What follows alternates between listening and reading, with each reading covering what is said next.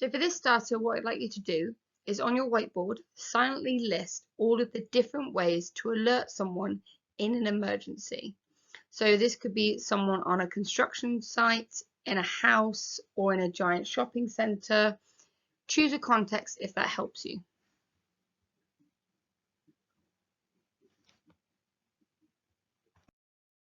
So let's have a couple answers. It might be a good idea to pause the video here and see if anybody's willing to share any of their ideas. So, first things I came up with were to sound an alarm or maybe use a megaphone, because you obviously want to make a lot of loud noise, don't you? If there's maybe a fire's broken out.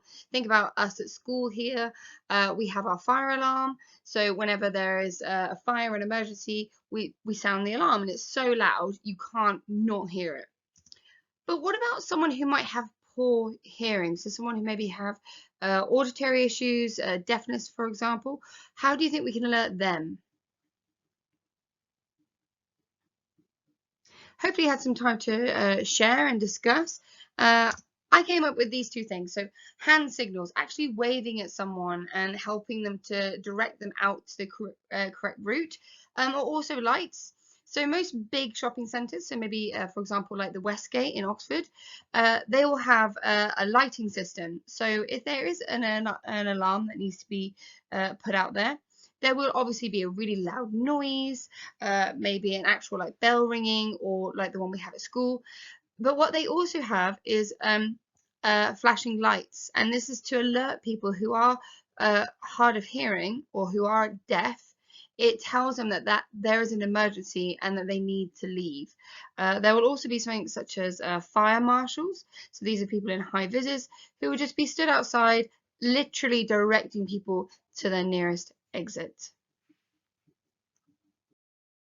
So why are we looking at that today? Why was that our starter? Well, that was our starter for us to think about risks and what do we do with those risks or emergencies. But the objective for this lesson is to understand how to minimize risks to health and safety and security. And we're really going to focus on the security part. So before we can actually know how to identify a risk or what a risk is, we need to learn this acronym here. And this is part of task 1 on your worksheet. So I'm just going to read through what these actually mean. Maybe you guys can pause the video when it's relevant and try and think of an example. But then once this is done, we'll go to task 1 on your worksheet. So stop. Before you start a task, actually stop and take a minute to look at the situation, the area, the tools, and assess whether the situation work environment is actually safe to work in. And then finally, it's manage. So if the area has a hazard, you need to control the situation by removing it or reporting it. So now that we've gone through SLAM. I know M is still on the screen, but on your worksheets, please can you complete task 1. So what does SLAM stand for? And can you also add an example?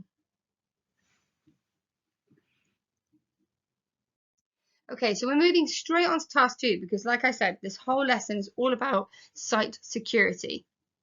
So task 2 on your worksheet, what are the things that you think needs to be protected on a construction site?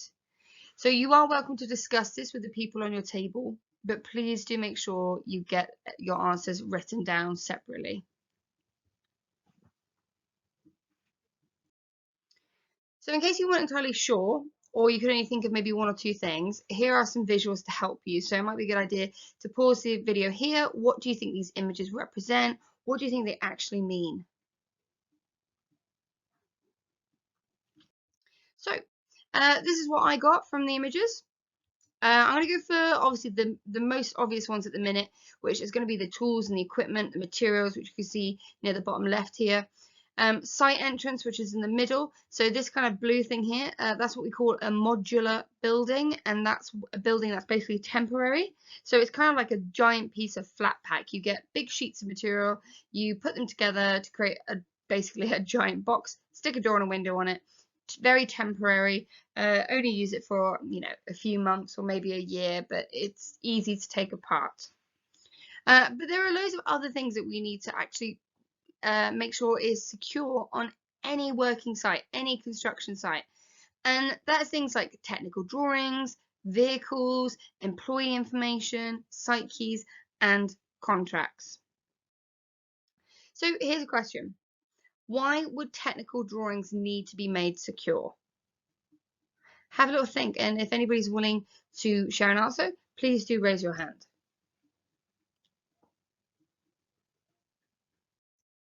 Technical drawings need to be made secure for the following reasons. Safes, vaults, or anything that will be used to house items securely would not necessarily want to be known by the client.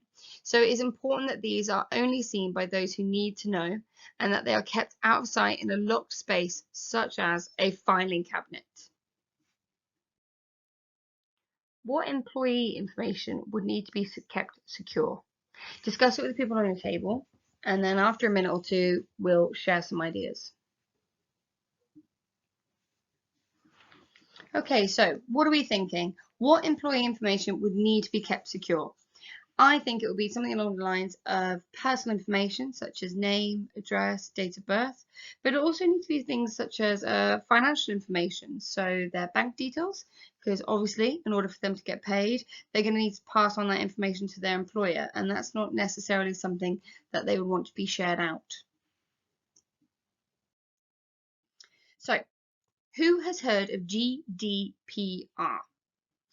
Probably not many of you. So if you could pause the video here and watch the YouTube video, which I have linked in the PowerPoint as well as the YouTube video you might be watching this on, that would be great.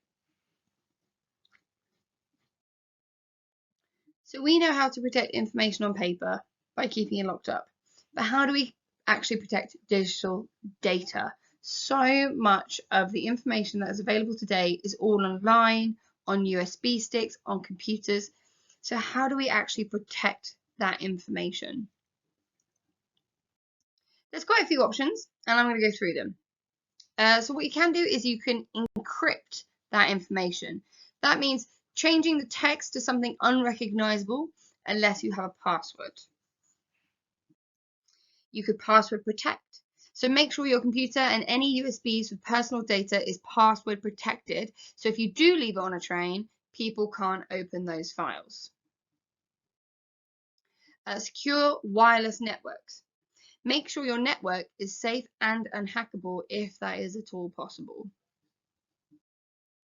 Turn off computers. Now, this is one of the most simplest things you could do, but it is by far the most effective. One of the most simple mistakes people make: have personal data on the computer itself and then walk away from it to make a cup of tea. If you're not using the computer, make sure the windows with personal information are closed, or turn the whole thing off if you know you won't be using it for a while. Because there is nothing easier than anybody walking into your office or walking past your desk and seeing that information there on your screen.